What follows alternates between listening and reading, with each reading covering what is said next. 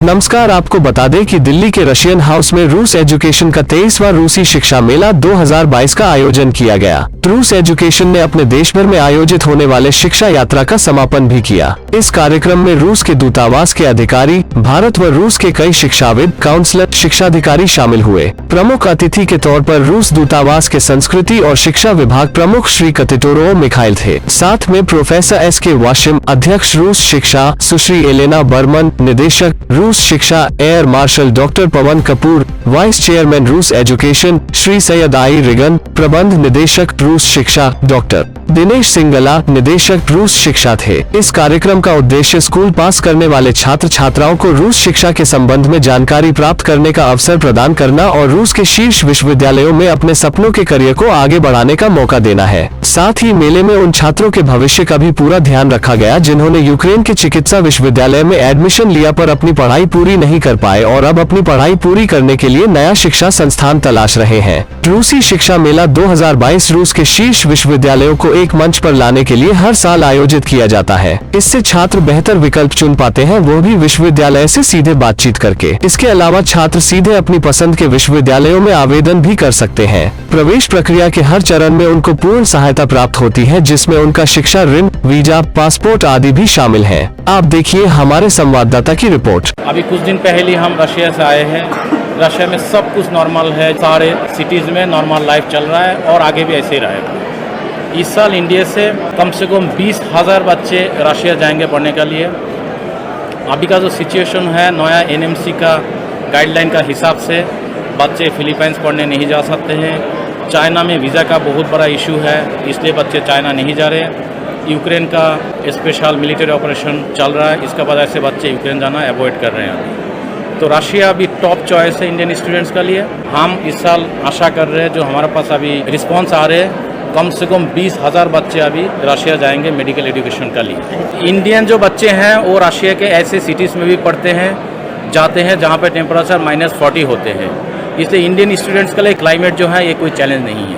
अभी Russian embassy से, Russian ministry of education से हमारी बात हुई, तो जो बच्चे यूक्रेन से वापस आए हैं उनको भी हम रशिया में एडमिशन दिलाए। सारे एजुकेशन जो रशिया में है वो इंग्लिश लैंग्वेज में है, लेकिन जो वहाँ पे आते हैं, आने के बाद उनको रशियन सीखना पड़ते हैं, क्योंकि वो सिटीज़ में घूमेंगे, लोगों से बातें करेंगे, शॉपिंग करने जाएंगे, इसलिए उनको लोकल लैंग्वेज सीखना ज़रूरी है। इंडिया में 5 साल का है, रशिया में 6 साल का एजुकेशन है।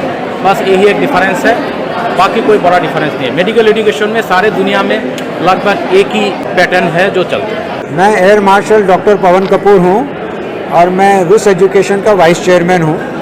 ये जो यहाँ पर रशियन एजुकेशन फेयर का आयोजन किया गया है, ये रशियन हाउस और रूस एजुकेशन के मिलीभगत में कराया गया है। जितने भी हमारे हिंदुस्तान में जितने भी विद्यार्थी हैं, उनके पास एक विकल्प होना चाहिए हायर एजुकेशन प्राप्त करने के लिए। ये विकल्प रूस एजुकेशन और रशियन हाउस ने मिल के उनको दिया है। इस फेयर में शामिल होने के लिए रशिया की तमाम यूनिवर्सिटी के सीनियर वाइस चांसलर्स और डीन और फैकल्टी मेंबर्स आए हुए हैं। वो बच्चों को वहाँ के बारे में बताएंगे कि वहाँ की शिक्षा प्रणाली कैसे प्रदान की जाती है। वो उनके बारे में बताएंगे कि वहाँ पर उनको क्या क्या सुविधाएं उपलब्ध हैं, और साथ में वो उनको इतना कॉन्फिडेंस और ट्रस्ट देंगे कि रशिया एक सिक्योर कंट्री है।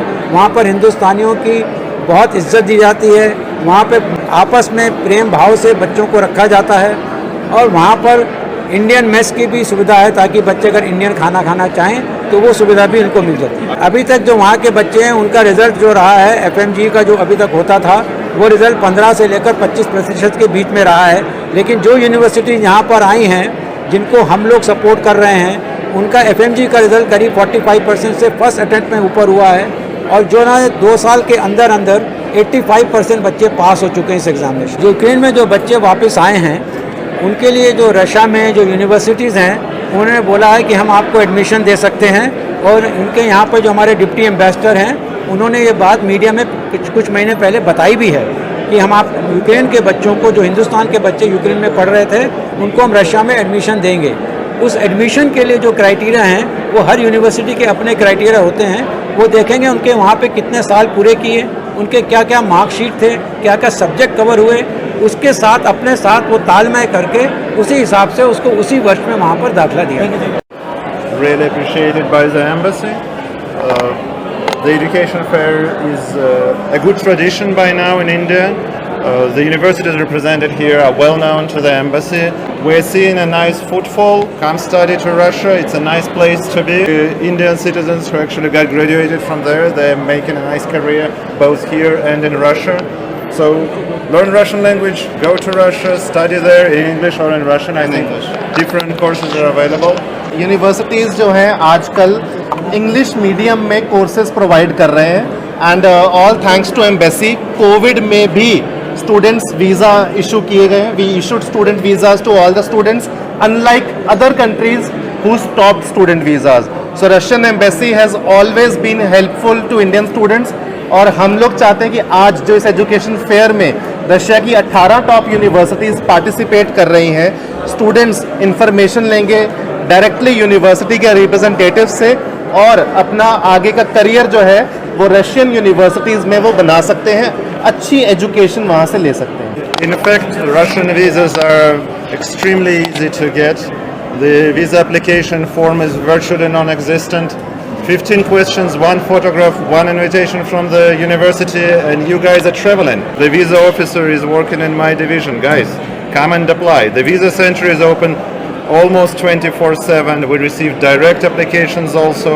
Please go. और रशियन एम्बेसी जो है वीज़ा बहुत ही कम टाइम में मिनिमम डॉक्यूमेंट्स के साथ वीज़ा इशू कर देते हैं। ऑलमोस्ट सभी स्टूडेंट्स को वीज़ा मिल जाता है without interview. Even if the parents want to visit they can also go on a tourist visa to Russia. 15 दिन का वीज़ा जो है एम्बेसी बहुत ईजीली दे देती है पेरेंट्स को भी। तो हमारे बहुत से पेरेंट्स कॉन्वोकेशन पे जाते हैं, बहुत से पेरेंट्स जो है स्टूडेंट्स के साथ पहली बार जाते हैं, तो बहुत ईजिली वीज़ा मिल जाता है। कभी वीज़ा के लिए कोई प्रॉब्लम नहीं आएगी एम्बेसी के साइड से। सेकेंडली जो फैसिलिटीज़ की अगर बात करें तो इंडियन छात्रों के लिए रशियन यूनिवर्सिटीज़ में कुछ ऐसी स्पेशल सुविधाएं हैं जैसे separate Indian hostel, Indian mess, sports activities, Indian festivals वहाँ मनाए जाते हैं। तो वो सारी सुविधाएं जो बच्चों को वहाँ पे एक अच्छा डॉक्टर बनने के लिए चाहिए, चाहे वो एजुकेशन की हो चाहे वो रहने को लेकर हो, वो सभी इन रशियन यूनिवर्सिटीज़ में अवेलेबल है। मेडिकल के अलावा इस साल 60% जो यूनिवर्सिटीज़ हैं they are from technical courses, from humanitarian courses. So अभी जो है रशिया जो है पहले 95% बच्चे जो हैं जाते हैं मेडिकल कोर्सेज के लिए, लेकिन इस साल Russian education is attracting more Indian students by providing more programmes in English medium which include technical fields like IT technology, aerospace engineering, aircraft engineering, humanitarian courses like psychology, IT, BTech, MTech, सभी courses इस वक्त Indian students के लिए Russian universities provide कर रही हैं to get more and more students. देखिए Russian universities का जो सिलेबस है वो काफ़ी इलेबोरेट रहता है। इंडिया में 19 सब्जेक्ट्स पढ़ाए जाते हैं, रशिया में उसको डिवाइड करके 45 सब्जेक्ट्स बन जाते हैं। छोटे छोटे सब्जेक्ट्स में उनको डिवाइड कर दिया जाता है। प्लस इंडियन करिकुलम के लिए उनको रेडी करने के लिए इंडिया से professors they visit Russia, Russian universities, वहाँ जाके उनको वहाँ पे कोचिंग दी जाती है ताकि वो आकर अपना एग्जाम क्लियर कर पाएँ। Average result is 15%। Russian universities का रिजल्ट जो है वो 40-45% है, 3 गुना ज़्यादा। हमारी हर वीडियो सबसे पहले देखने के लिए चैनल को सब्सक्राइब करके दबाएं बेल आइकॉन।